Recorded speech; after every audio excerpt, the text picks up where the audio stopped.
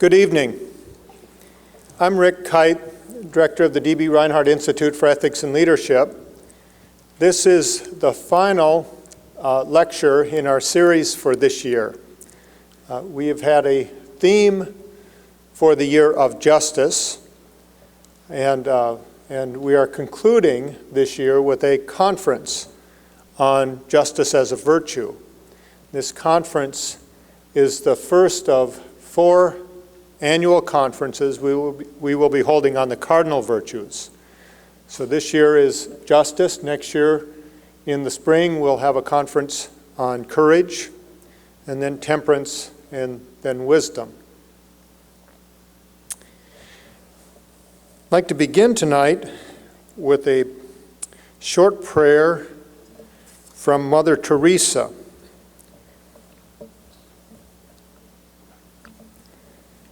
Make us worthy, Lord, to serve our fellow human beings throughout the world who live and die in poverty and hunger. Give them, through our hands, this day their daily bread, and by our understanding love, give peace and joy. Amen.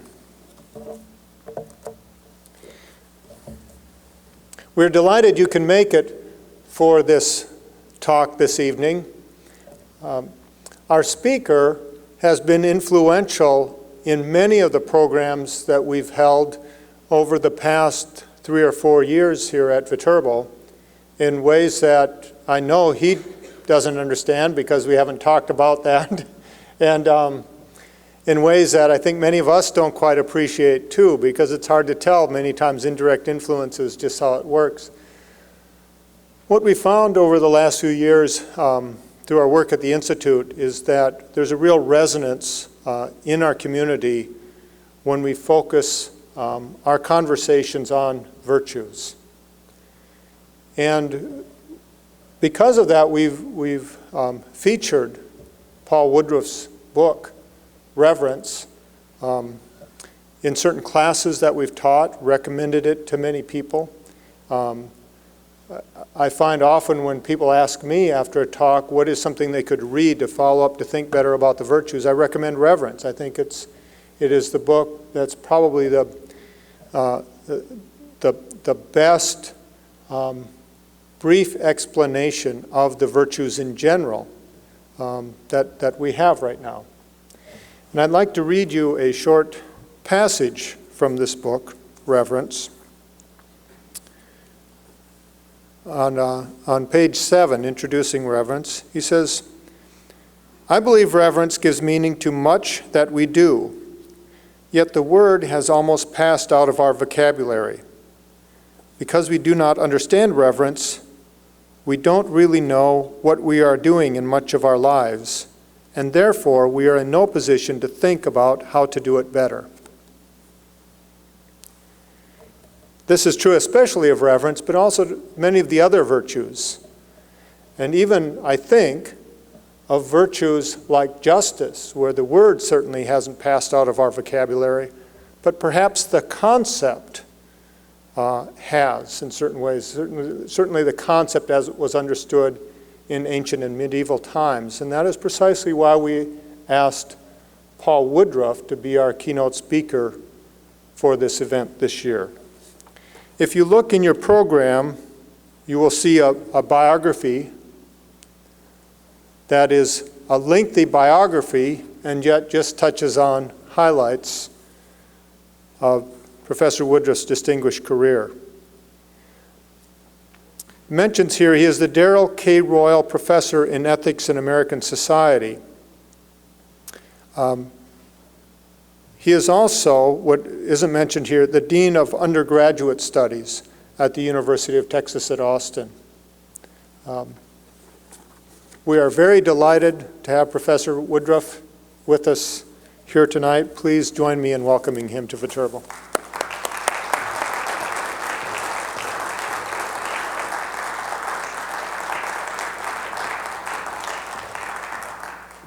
Well, thank you very much, Rick, and thank you all for coming and spending a beautiful Friday evening hearing a lecture on a subject that I'm sure you all understand very well. Indeed, any 3-year-old can tell you that's not fair when somebody else is playing with her toys and can display appropriate anger.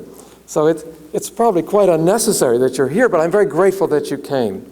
And I do think that reflecting on the virtues is valuable even when they have a constant place in our lives. Now, the virtues that are most important, that we need the most in order to support communities in which we can be fully human and flourish, are justice and reverence, or so the ancient Greeks believed. At least until the philosophers came along and on intellectual grounds gave justice rank over reverence. And that was a shame, because I do think that reverence is fundamental, though it is so often inarticulate that we can easily forgive intellectuals for not noticing the point of it. Reverence begins in awe, and we don't have good words or thoughts for awe. Awe takes us beyond those. But without reverence, any social order goes sour, I believe. And I think you understand that here. This seems to be a very reverent campus. But my subject matter today is justice. And the philosophers have been wrong about that too.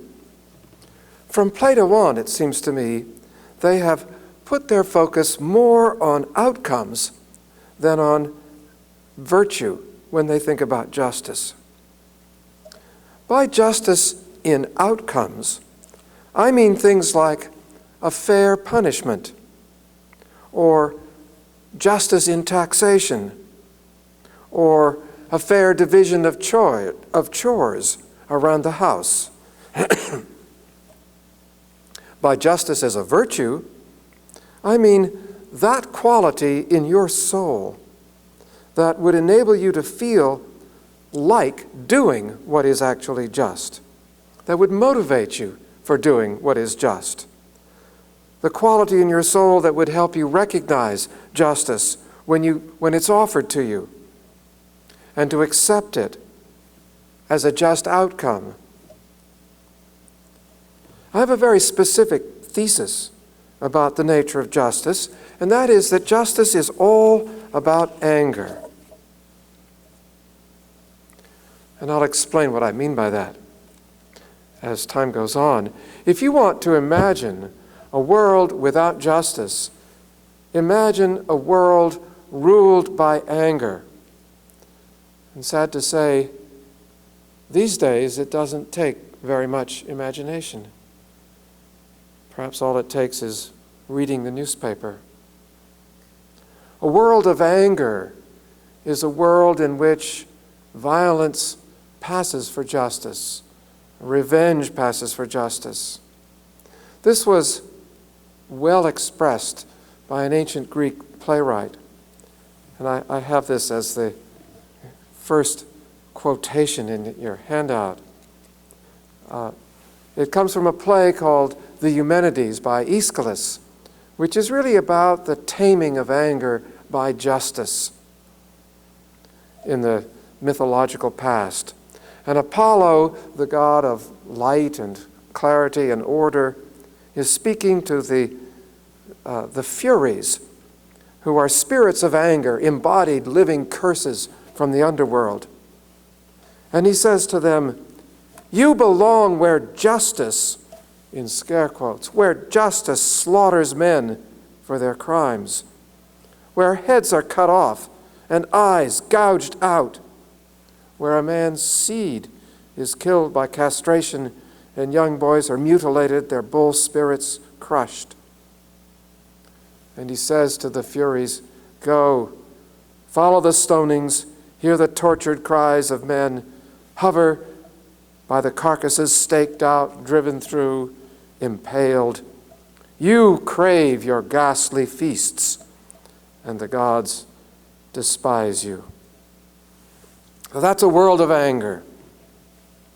Or if you want to imagine a world devoid of justice, you could try to imagine a world totally devoid of anger. That may be harder to imagine. You won't find that one in the newspaper. A world in which people put up with any kind of abuse and simply accept it, while the abuse grows and grows and becomes stronger and stronger, and people continue without anger. If there were a world of perfect justice, it would lie somewhere in between. Of course, there is no world of perfect justice. That doesn't mean we shouldn't talk about justice. Now, there is a picture of justice that I think is completely wrong, totally backwards. And I cite it at the top of my handout. It's due to Friedrich Nietzsche, the German philosopher, about whom I have many admiring things to say, but not on this point. Comes from the second essay of the Genealogy of Morals. Nietzsche has the idea that violence creates the state by conquest. The state then creates laws, which it enforces violently. The laws create a concept of justice, and justice, in the end, subdues anger by turning anger away from outside and towards the inside, so that we turn anger towards ourselves.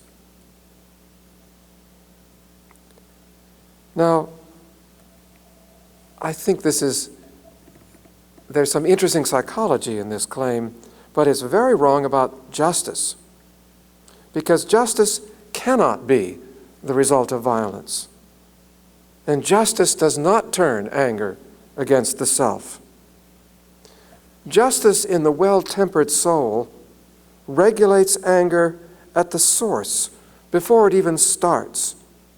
If you are just, if you could be truly and perfectly just, then you would not even start feeling anger when it's wrong to be angry. Of course, none of us is perfectly just, and so we often have to find ways of coping with anger that begins to flame in our minds when we know it's not right. Now, the Greeks had a story about inappropriate anger, wrongful anger. The subject of this story is a soldier named Ajax. And his story involves what I take to be a monstrous failure of justice, and what they, the ancient Greeks, saw as evidence that Ajax and the people around him of that period had no place in a civilized life. Because these are soldiers living without their families, living outside the polis, living outside the political life of the city, living on the beach outside Troy, the city that they hope to conquer. These are soldiers working in an army that is commanded by a tyrannical general, Agamemnon, who runs the army by force. Nietzsche would think maybe he was on the right track. So that's the scene. An army camp, a general who rules as a tyrant, a group of soldiers who really would not fit in any kind of civilized life. The issue is a prize. Really, it's the prize for the MVP, the most valuable player in the army. It's the armor of Achilles, the fabulous armor that was made by the god Hephaestus for Achilles. Now that Achilles has died, that armor should go to the most valuable member of the army. Well, now you may think this is small stuff, an MVP prize, and yeah, perhaps it is small stuff, but it meant a lot to the people in this story, and small issues train the soul for large ones, so it's worth talking about. And really, this was one of the most famous stories of antiquity. You see it illustrated on vases. It was told in one poem after another. The contenders for the prize are two. On the one side, we have Odysseus, whom you may know as Ulysses. He is the brains of the army. He is shifty, clever with words, a talented liar, the trickster hero, the man who can talk his way out of any fix. On the other side, we have Ajax. You have to imagine him twice the size of Odysseus, a huge giant of a man. He is the brawn of the army, fearless, strong. He saved the life of Odysseus. He saved Agamemnon's ship from burning. Both of these contenders know that they are the best. They know in their own hearts that they are the most important soldier in the army. Odysseus, because without brains, the army would be nowhere. Ajax, because without his strength, the army would be nowhere. And I don't know how, if I were charged with deciding between them, I would make up my mind, though as a professor, I have a kind of a bias towards the brains, even though this is a kind of a shifty, deceptive brain we're talking about. How was the decision made?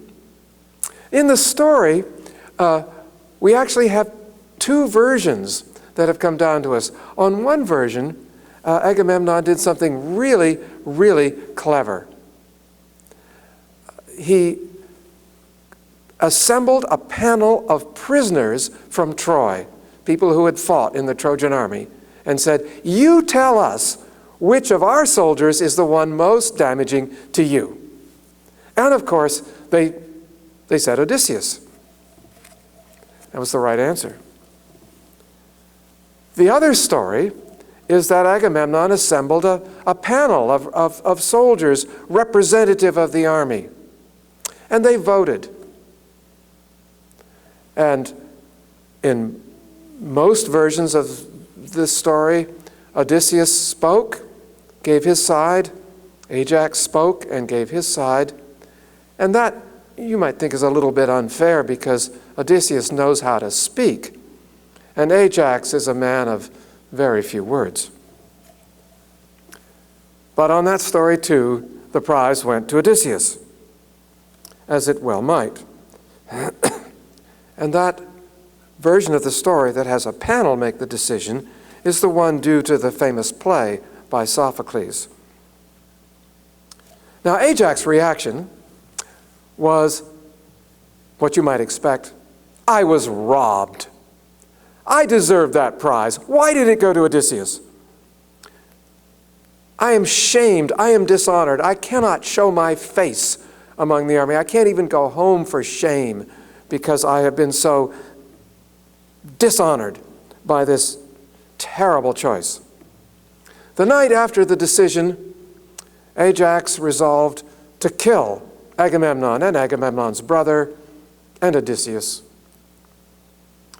And in a fit of insane rage, he does lose his mind. In one version, that's because the gods confuse him. And he kills sheep or cattle in place of Agamemnon and Odysseus.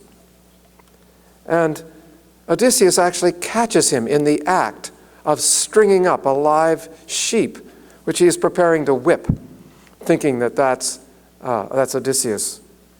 And now Ajax is doubly shamed, doubly dishonored. He is about to be arrested and imprisoned as a threat to the leadership of the army.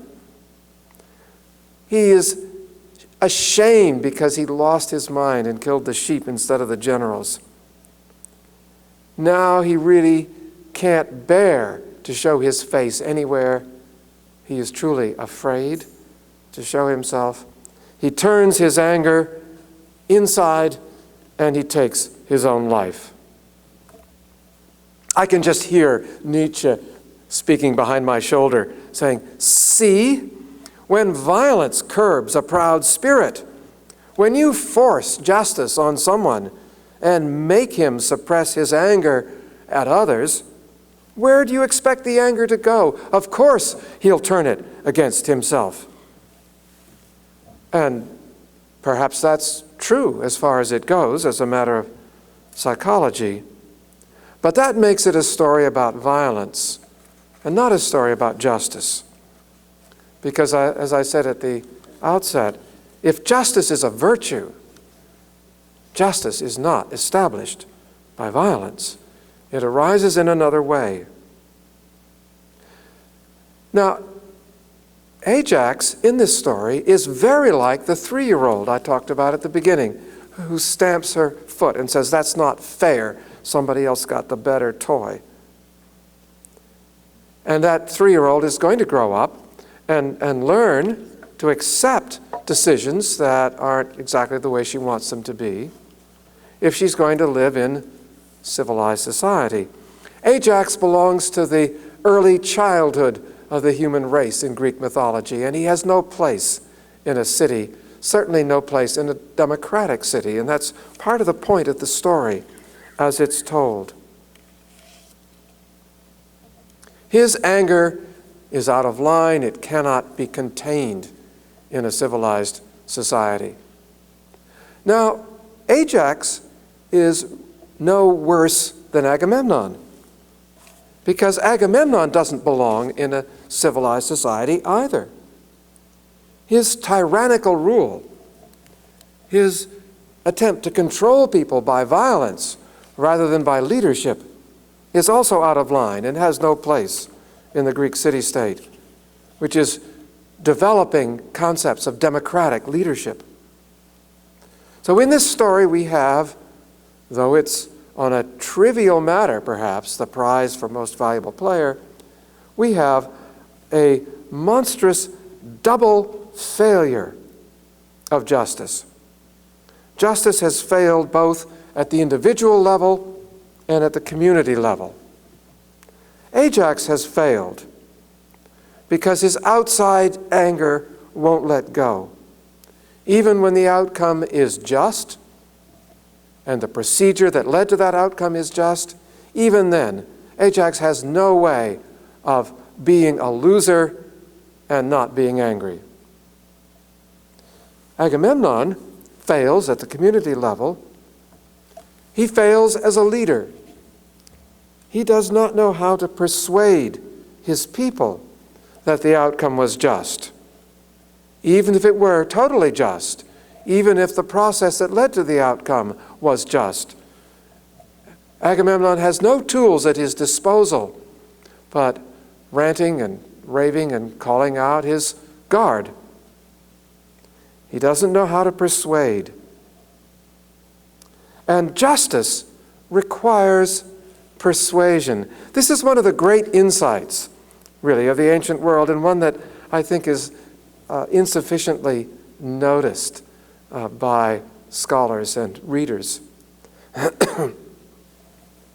It was recognized by the great epic poet Hesiod, and it shows up in the third quotation on the handout, where Hesiod says of the good judge that the good judge is blessed with the gift of the daughters of Zeus, by which he means the Muses. And he knows, as well as you do, having a good education, I'm sure, that the Muses are the goddesses who inspire poets, who give poets the special gift of writing poetry. Why should a judge have the same gift as a poet? Hesiod has an answer. A good judge, and by the way, this is an interesting point about this one word in Greek that means both king and judge. It's basileus. In modern Greek, basileus. And it's usually translated king, but it really means judge and king both. And that tells you a lot about how they understood kingship. And this passage tells you how they understood what it was to be a judge. The Muses pour sweet honey on his tongue, and the words from his mouth flow out in a soothing stream, and all the people look to him as he works out what is right by giving resolutions that are fair. He speaks out faultlessly, and he soon puts an end to a quarrel, however large, using his skill. And Homer, probably even earlier than this, writes about a scene in which a judgment is given, a kind of arbitration is given, in this case by a panel of judges. There's been a homicide, and one side wants blood money from the other, or wants exile, or perhaps even a life for a life. It's not clear. Here's how Homer describes the scene. People were speaking on both sides, and both had supporters, but the heralds restrained them. The old men took seats on hewn stones in a sacred circle. These are the arbitrators. They held in their hands the scepters of heralds who raised their voices. Then the two men rushed before them, and each in turn pleaded his case. In the middle there lay 2 talents of gold, as a gift for the one among them who would give the straightest judgment. Now what that means, apparently, and I've talked about this with experts on Greek law, what this apparently means is that the old man, the elder, who gives the judgment that resolves the quarrel, gets the gold. So it's as if the community already knows what it would be to have a resolution. The judge doesn't have the power to force that resolution to be accepted. The judge really has to talk people into it. And if he can do that, if he can bring peace and end this quarrel, then he wins the prize.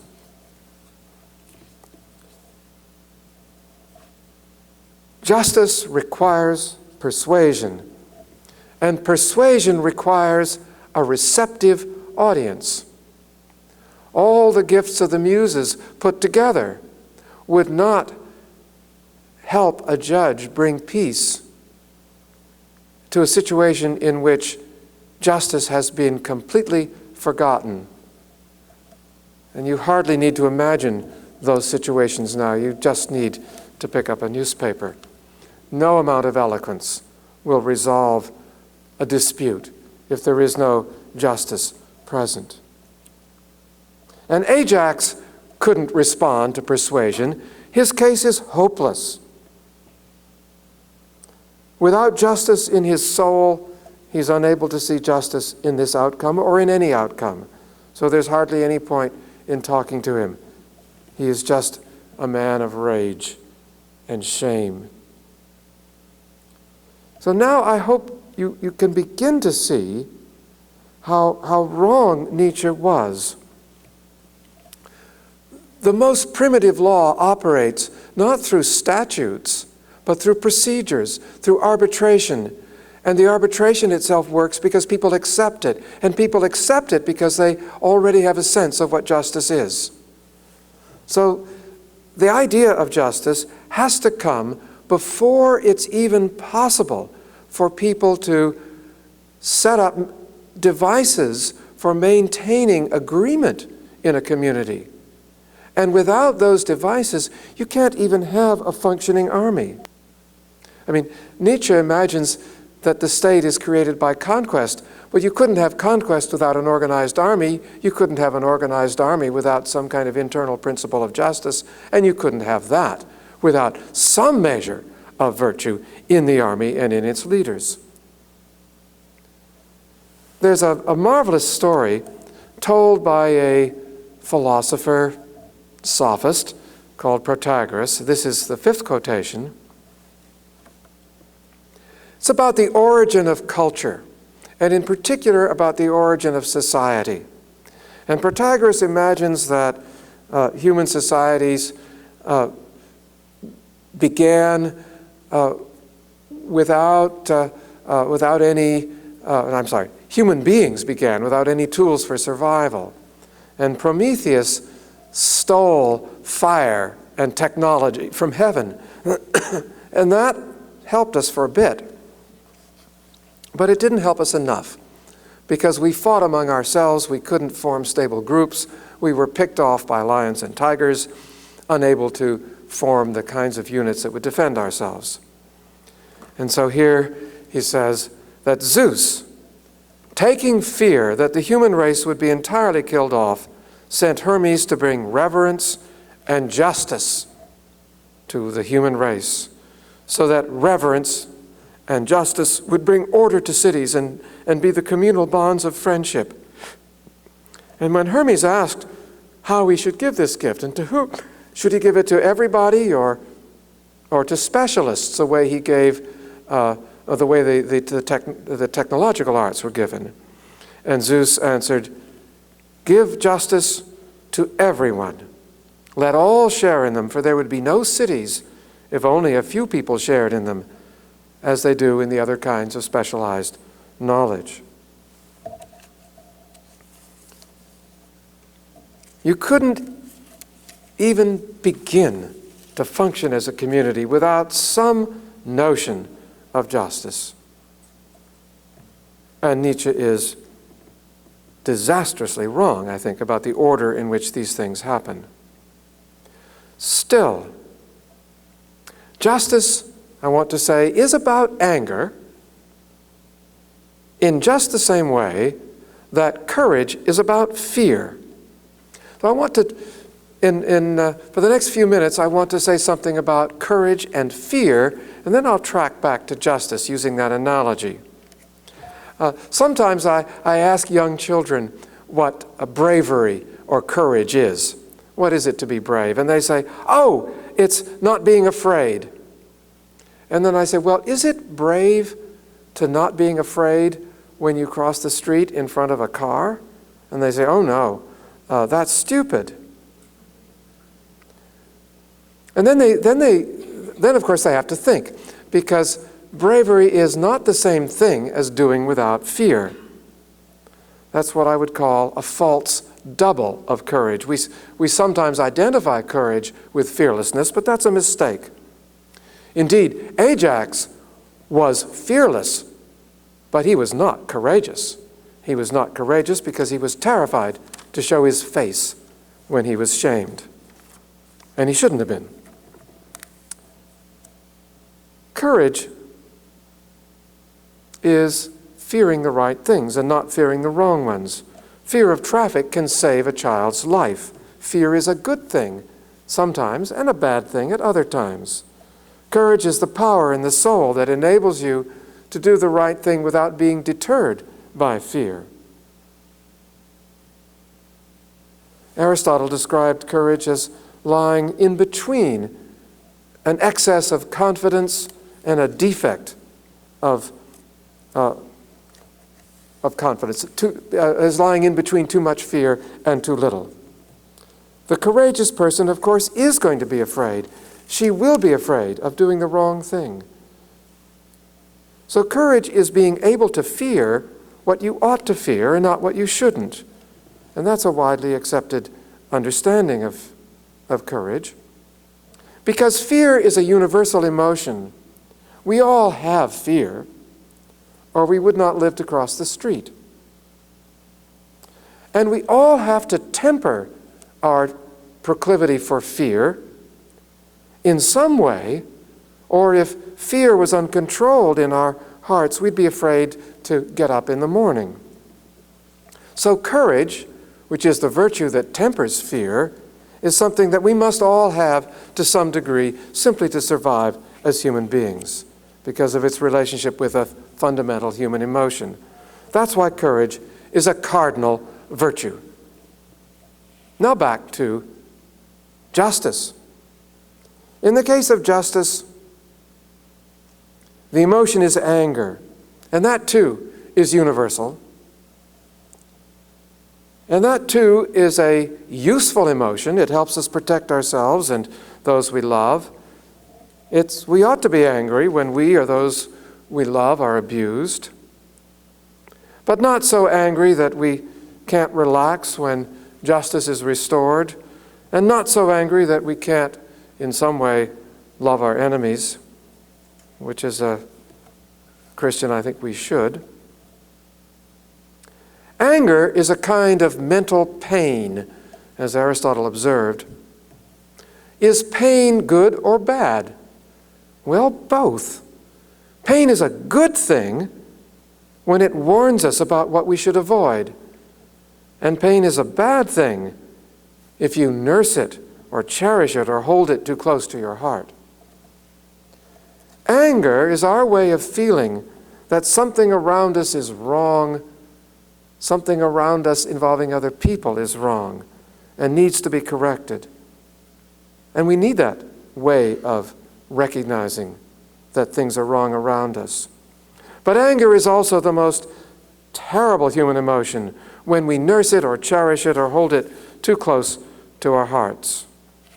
Pick up any newspaper, and the stories rise in flames of anger. Abroad there are angry bombs and snipers. At home, angry jibes and slurs and excuses.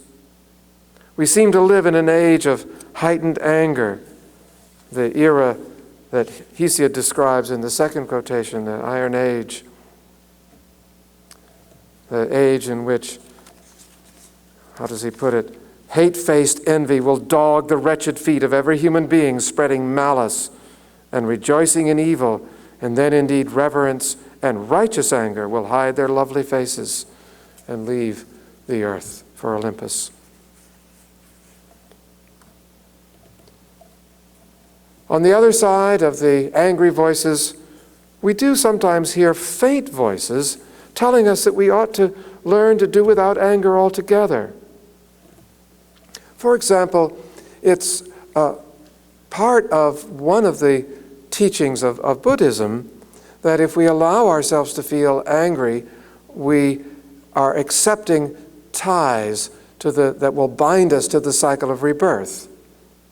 And there are sort of anecdotes about Buddhist teachers who showed how resistant they were to feeling anger. It's not, don't get me wrong on this, it's not that they feel anger and control it or tamp it down or stamp it down. It's that they just don't feel it. They're trying to practice a way of life that enables them simply not to be angry by focusing on what they think really matters to them. Stoics in the Western tradition also believe that we ought to learn not to feel anger. They teach that we should accept whatever is done to us as inevitable. If you meet a bully, so what? It's his nature to be a bully, and a good Stoic never protests against nature. And that, by the way, is why Stoics are the only Western philosophers who prize reverence over justice. They recognize that justice is an expression of, they saw justice as an expression of anger, and they thought that was something that the sage, the wise person, would rise above, whereas reverence, awe for the divine providence that governs the universe, that they thought was entirely admirable. So we have these faint voices telling us to learn how not to feel anger at all. And it is rather wonderful to think that a human being actually could somehow purify his soul in such a way that anger wouldn't be part of it. I think it would take a miracle. But I'm not sure that it would be a good thing. Without anger, how would we know when society had gone wrong? How would we know the importance of saying with the prophet Amos, who writes in anger, "Let justice flow down like rivers and righteousness like an ever-flowing stream"? So we need some anger. We need the right kind. And what is that? Well, as I said at the beginning, you probably know. You probably learned it very quickly after, at the age of 3, you learned to have a tantrum when somebody played with your toys. But that's not really the answer to your question. What can we do to cultivate justice? What can we do about it when justice seems to be missing? What can we do about it when there's too much anger or not enough? The first thing to say about this question is that it's not up to individuals entirely. We live in a culture that prizes individual responsibility, and I think goes too far in that direction. If you think seriously about virtues, you have to recognize that virtues come to us not entirely through our own efforts, but partly through the community in which we live. Confucius said, "Virtue has neighbors." Here's an example. It may help you see things the way I do about individual responsibility. Suppose you want to be courageous and cultivate courage in your own actions. And now imagine that you're assigned to a platoon of soldiers in which everybody is a dastardly coward. Are you going to have an opportunity in this unit to cultivate courage? Well, probably not. If the enemy is present and the rest of the platoon is running the other way, you could run with them, which would be as cowardly as what they're doing. Or you could try to be a platoon of one, which would be really stupid. In a cowardly unit, you don't have many opportunities for courage. You may have some, but not many. In a grossly irreverent society, you will not have many opportunities for reverence. And in a world of anger, it would be very hard for you to be just or to develop a just soul. I can sharpen the point even more. Exercising a virtue is rather like speaking a language, because it involves a language of behavior that is shared with other people. There's no way you can be the only speaker of English in the whole wide world. There has to be a community that speaks English. And there's no way you can be the one person in the world who practices reverence, because you have to do it with other people. Just one reason why we come together in schools and churches and in other social organizations. And you cannot possibly be the only person in the world with justice in your heart. So how do we cultivate justice when we have to cultivate it both as an individual and as a member of a community? Well, let's go back to the Ajax story with which I began. Can we retell the story so it works? Is there a way that we could fix things for Ajax with a time machine? Can we arrange things so that Ajax could lose the prize for most valuable player and continue as a proud member of the army who can accept without anger, though he disagrees with it, the fairness of the decision to give the prize to Odysseus? Well, first, about the community. What does the community need to make it possible for Ajax to continue as a proud member of the army? First of all, it needs leadership. Imagine now, instead of leading through rough words and violence, Agamemnon leads through virtue, through his own goodness, through inspiring respect through persuading people that he is leading them in the right direction. Suppose also that the army is one that has had some ethical training even. This is not all that hard to imagine. The Marines now have a week of training which is designed entirely to be ethical as part of their basic training. It's not a wild-eyed idealist saying this. Suppose, and good military units do speak about ethics, just as I think good sports teams speak about ethics in good companies. Instead of Agamemnon communicating only to the troops, I'm the king, do what I say, imagine Agamemnon communicating in another way to the troops, a way that is educational, involves a shared expansion of understanding. That's not too idealist. And finally, a third thing to imagine for the community, imagine that Agamemnon has set up a process for making decisions that is credible, believable, that the decision process is transparent. Now, as we're told the story, Ajax didn't even know how the decision had been made to give the prize to someone else. Suppose he really did understand that it was a transparent process, that he did realize that it wasn't a trick played by Odysseus on him. And then suppose also that in addition to transparency and credibility, there was some sort of persuasive action connected with this decision, that Agamemnon had been able to take Ajax aside and tell him how valuable he really is to the army in another way.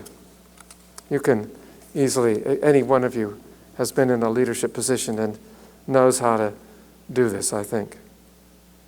So those are three things: leadership, education, credibility, that would help the community. Now, what about the individual? What could Ajax himself have done to respond better to this challenge? First of all, self-awareness. He ought to try to see himself the way other people see him, the way we see him, to get a more balanced sense of his value to the army. Yeah, he is a very valuable soldier, but there's more going on than he's aware of. And it would be awfully good if he understood his own limitations. It's a hard thing to do, but he would be a less angry soldier if he had a better sense of what it is he's actually contributing to the cause. The second thing Ajax might do is something I would call cultivation or practice. He could practice justice in small, easy exercises, looking for just solutions to simple problems like dividing up the barbecue in the lamb pit, something they were doing all the time in Homer. And obviously, you want to divide it up in a fair way, and you can figure out ways of doing that so that no one's angry. That would help, just as a practice. So the first was self-awareness, the second was practice, the third was education. I said just a little bit about education as a community issue. Now I want to talk about it as an individual issue. Ajax would be a lot better off if he were able to imagine the other positions in this story, if he were able to imagine himself in Agamemnon's shoes, trying to decide this difficult case, or if he could imagine himself in Odysseus' shoes, believing firmly that on the basis of his brains, he is the most valuable player in the army. Imagination is one of the great supports for all of the virtues, but I think especially for justice. the educated imagination. How do you educate the imagination?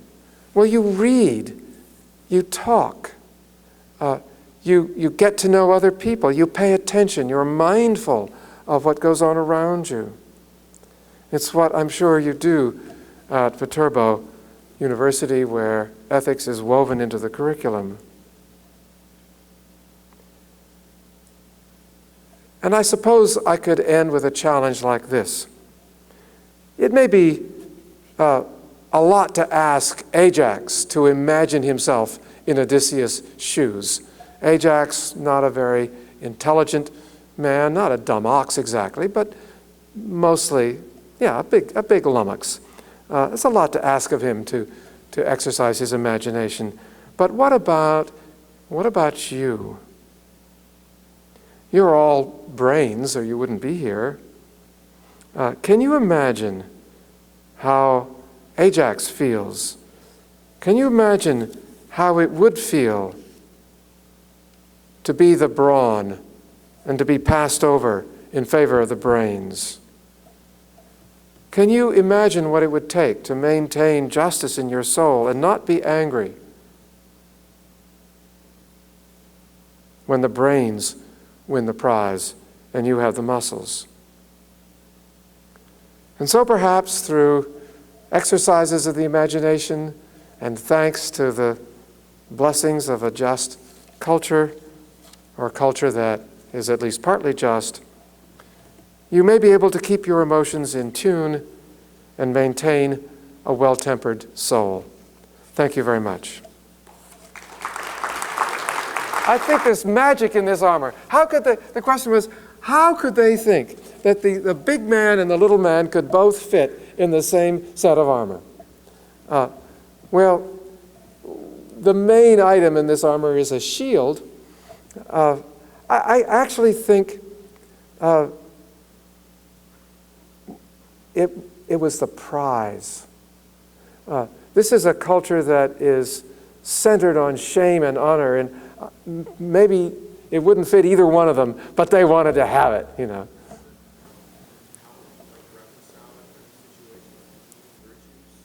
The question was about competing virtues. And the idea is that courage might lead you in one direction, while compassion might lead you into another, and justice in yet a third. And what are we supposed to do when virtues compete?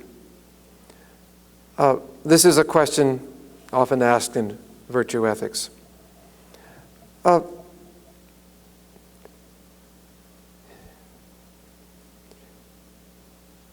I think, myself, that the virtues don't compete, though they sometimes seem to. I make a distinct, and I therefore subscribe to a kind of theory that is often called the unity of virtues, or something like the unity of virtues. And I think that even in the Confucian, Mencian, the tradition of Kungzi and Mengzi, the virtues are seen as non-competing. And yet, there's a way of making the virtues look as if they compete. What's going on here? I think what happens is this, that we often mistake what I call a double for the virtue itself. We mistake fearlessness for courage, or universal respect for reverence, or we mistake, say, unconditional love for the virtue that I would call humanity or benevolence. When the virtues seem to make unconditional demands, like thou shalt feel no fear, or thou shalt feel nothing but compassion, or something like that, then it's, I think, because we've misunderstood the virtues. We've taken the double in place of the virtue. So in general, that's the strategy I would take. I would try to say, well, if you think these things are in competition, I'd like you to think a little bit more about what the individual virtues really are. But I understand that there's differences of opinion about this. And cultures differ in the way they define virtue. So, yeah, and where they put the lines between the different kinds of virtue. So was that a hand? This is a hard question for me. Let me repeat that. Agamemnon is the decider because he's the commanding general. And if he tries to slough off responsibility onto, a group of enemy soldiers or onto a panel of his own troops, isn't that just a kind of pretense? Aren't we sort of necessarily the victims of the decisions that the deciders make? Did I capture the point? I'll tell you why this is a hard question for me, because it brings up a painful memory. Almost 20 years ago, I was a rather young chair of my department, and I had to decide on the raises for members of the department who were far senior to me. And I thought that I shouldn't do that entirely on my own, that I should consult all members of the department. And in fact, there were models for that in other departments in the university. Our department had a history of letting the chairman be the decider, but in other departments, the decisions were made by senior faculty about other senior faculty. So I developed a process that allowed me to use the judgments of faculty, senior faculty, in making decisions about senior faculty raises. And one of my senior colleagues was absolutely furious. He said, "This is bad faith. You are the decider. How can you slough off responsibility onto these other people?"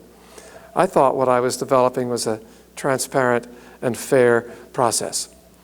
He thought I was sloughing off responsibility. And I don't know what the answer is, but I do think that in any human institution, there should not be deciders, except in very special circumstances. Now, I'm going to go on a bit on this one because this is an important issue to me. Another personal note. I'm a sailor. I like to sail. And early on in my sailing career, I found I was in a boat that was struck by a storm. And there were 4 owners of the boat, and we were all on board. I was one of the 4 owners. I happened to be at the tiller at the time. It was a terrible storm. And I was waiting for a consensus on what we ought to do. And luckily, we didn't drown. And pretty soon I realized I had to take command and decide what we were going to do. Do this, do that, do the other. A ship needs a captain. There needs to be somebody who is the decider when decisions have to be made quickly. And there needs to be a consensus among the crew that that's the way to do it.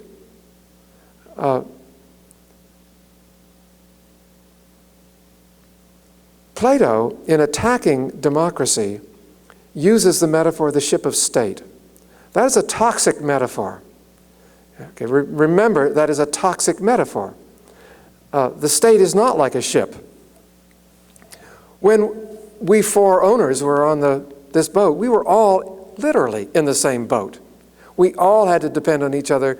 I had to make the right decision for them. They had to make the right decision working with me. We had to work together. There was no alternative.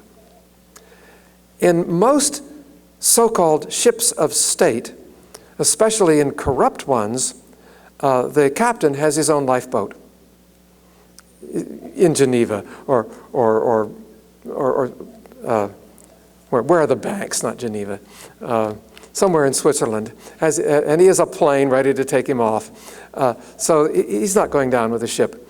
The metaphor is terribly wrong, I think, for what actually goes on in politics. Now, there are circumstances in which a political leader needs to make decisions, of course, but the ship of state metaphor, I think, doesn't apply.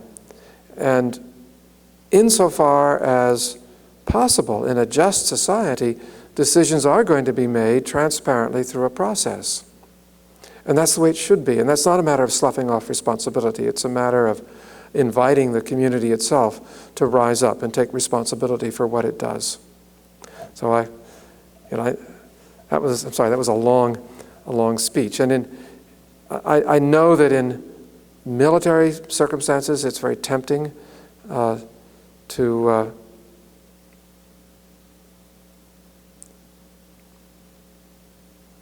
rely very heavily on decisions by leaders that do not involve any kind of process. But I think the result can be very, very dangerous.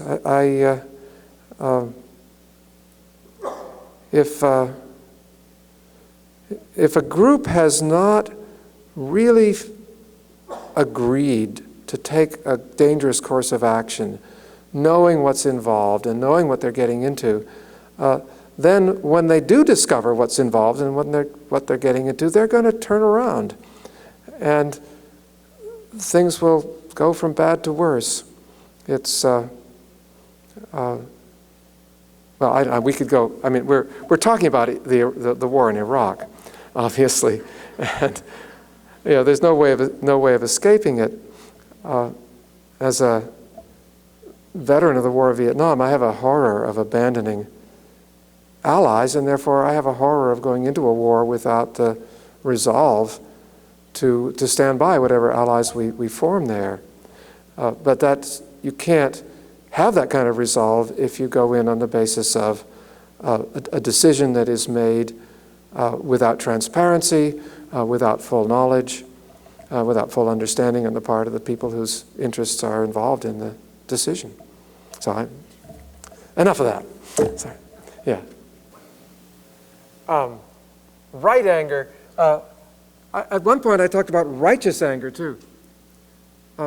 Right anger is anger at the things that ought to change, and that we ought to try to change. We ought to be angry at injustice, unjust outcomes, if you will. And we ought to be able to really maintain, without being paralyzed by it, anger at structural situations that are inherently unjust.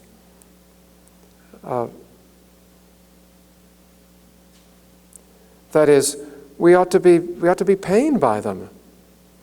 Not that we should cherish the pain as a good in itself, but that we should sort of remember, recognize the pain, keep it in mind as something we would like to eliminate. It's pointless, as the Stoics will tell you, to be angry about things that you can't change.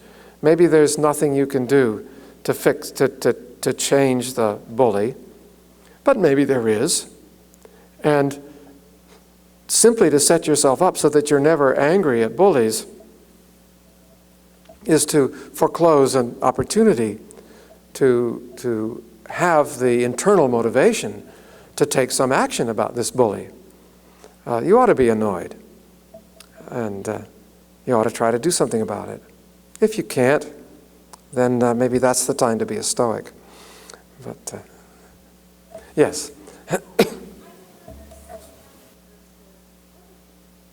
You put that beautifully. I don't understand why anger can do anything that compassion can't do better.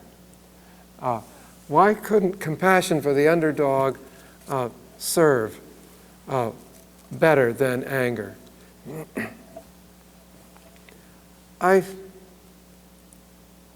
In my system of the virtues, compassion is more important even than justice. But I think justice is important because we have anger. It's there, and we need to do something about it.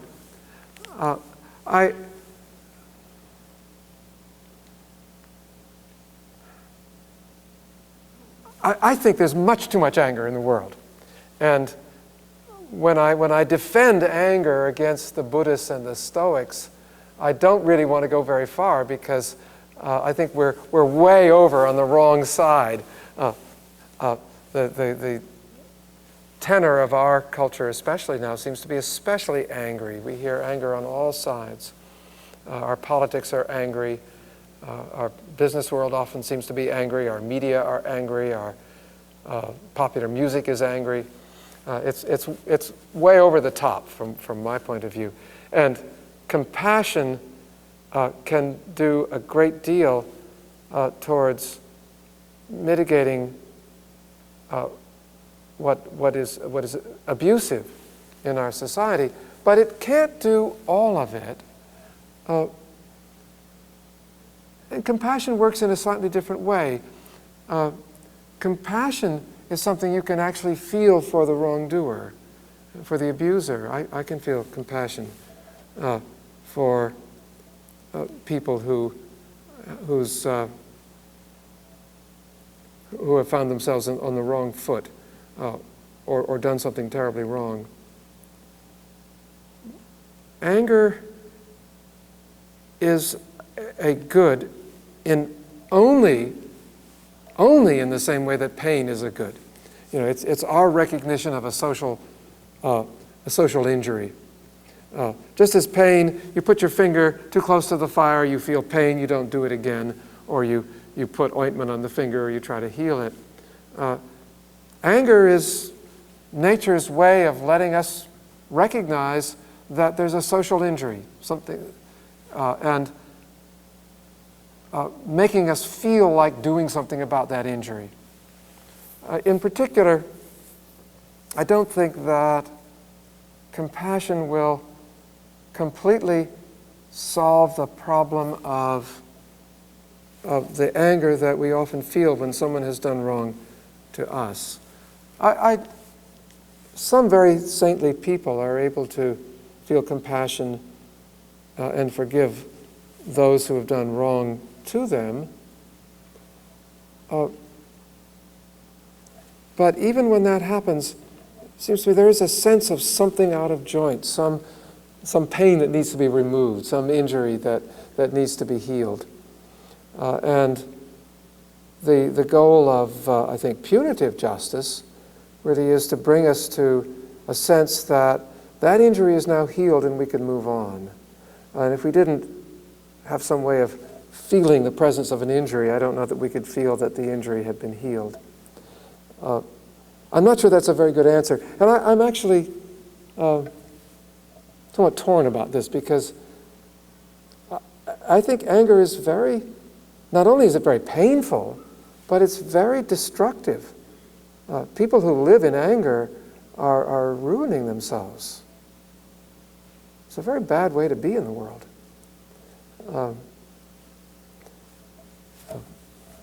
Yes? Right. I'm getting caught up in the different spheres in which justice occurs. Justice as an outcome requires persuasion, and persuasion requires justice as a virtue in the audience that's being persuaded. That is, for Agamemnon, in this case, let's say to achieve justice in awarding the prize, one of the things he's got to do is persuade people that that's a fair decision. And that persuasion itself depends on having an audience that has enough of the virtue of justice in itself individually and as a group, that it can respond to that persuasion. I don't think that I don't think that persuasion can work in a vacuum without some answering chord in the heart of the audience. You have the ability to recognize through your capacity for anger and its resolution, you have the capacity to recognize fairness when it's presented to you, and that's why, if Agamemnon makes a good case that this is a fair decision, you can respond to that. So that was the argument I was trying to make. Oh, is there a last question? Yes.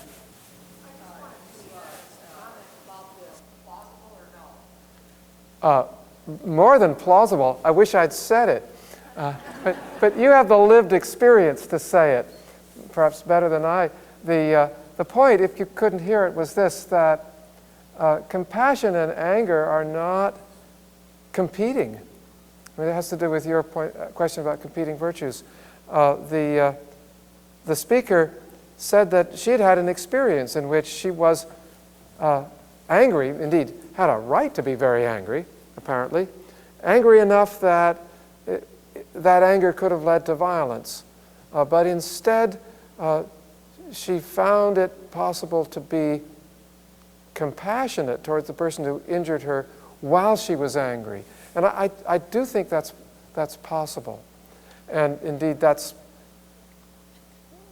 the way to go. I think I said early in the talk that if we have well-tempered souls, our capacity for anger and compassion will work together. And I think that you can feel the pain of an injury and associate it with the person who injured you and still feel compassion, and that really is the way to the kind of temper we should try to cultivate in our souls. And the ability to love the person who is giving you pain is probably the most difficult thing that we're called to do as people who are trying to live good lives. So I thank you for that. In fact, thank you all very much for stimulating questions.